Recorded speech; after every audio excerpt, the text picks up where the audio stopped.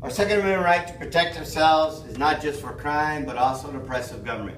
Second Amendment right is our right as individual Americans to keep and carry firearms. Should we as Americans in today's society be allowed to own firearms? We have all these senseless killings. They're horrible, they're tragic, but should we still be allowed to carry them? Will that stop the senseless killings?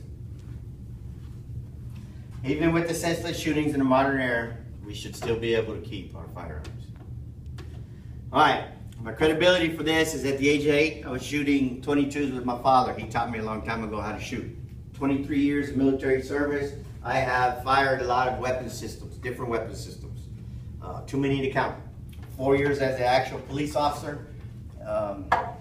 So my training and my background is an extensive one. I have been shooting my whole life, and with professional shooting and everything else. I have a lot of training in firearms.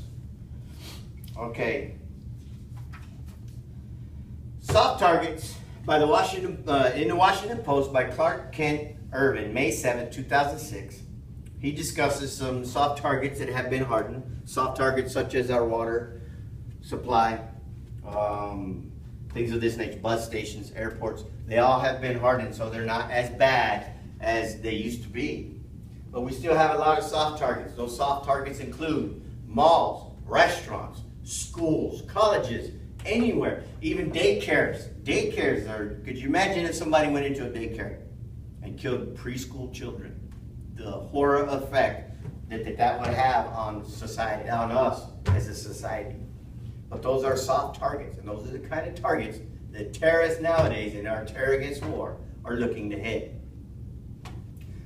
Okay, in 2004, in October, U.S. troops on the ground in Iraq found 2 computer disks. These computer disks contained 8 school districts in America.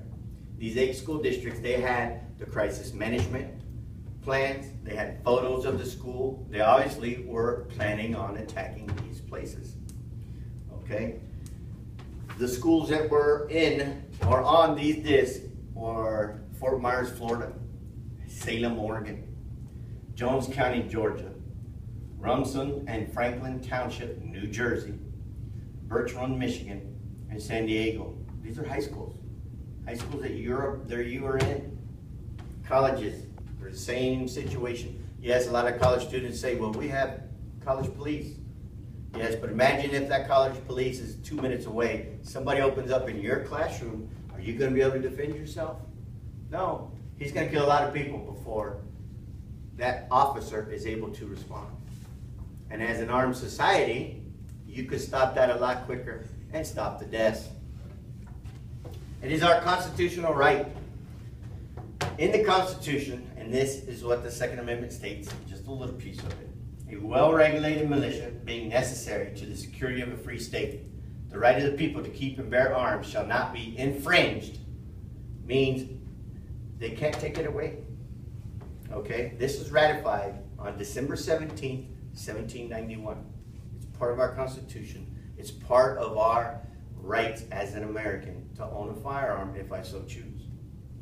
A lot of people question why should we have the firearms when, and just this year alone so far, we have over 7,710 deaths on firearms. Deaths, not injuries, but actual deaths. This is what I got from gunviolence.org on the internet, and it tells us 7,710. But yet, let's look over here. This one from www.Romans 322. Current death toll from January 1st, 2015 to August 7th, 2015. Abortion. We have over 653,000 abortions in this country so far. Obesity. We've had 183,000 people die from being overweight. Alcohol related. 59,000 people have died from alcohol related deaths. Drunk driving alone, just drunk driving, 20,000 people. Unintentional poisoning, 18,000, closer to 19,000. Murder by gun, 6,875. Murder by gun. Texting while driving, 3,583. So if you're looking at the numbers, I guess we should get rid of our medical errors, which is 125,000 people died from medical errors. So let's just get rid of our doctors, because they're killing a lot more people than guns are. Killing a lot more people than guns are. Okay? Let's get rid of our phones, because we're pretty close to a little bit more than half we've killed this year alone with texting and driving. Let's get rid of the phones. So just because people are killed is not a reason to get rid of something. I'm proving my point. So let's get rid of our doctors, right? No, we're not going to get rid of our doctors. Okay, this has been a heated debate quite a while. All right, but I've showed you some facts that I've gotten off the internet.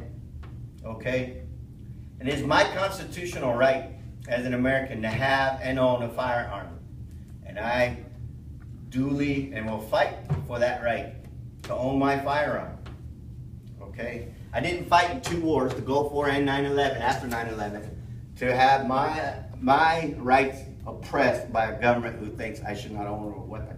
And to me, that's an oppression. When the government's telling me I cannot own a weapon, they're oppressing me. And what's the first process for an oppressive government? Disarm the population, meaning take all of our weapons away, then that government can do whatever they want.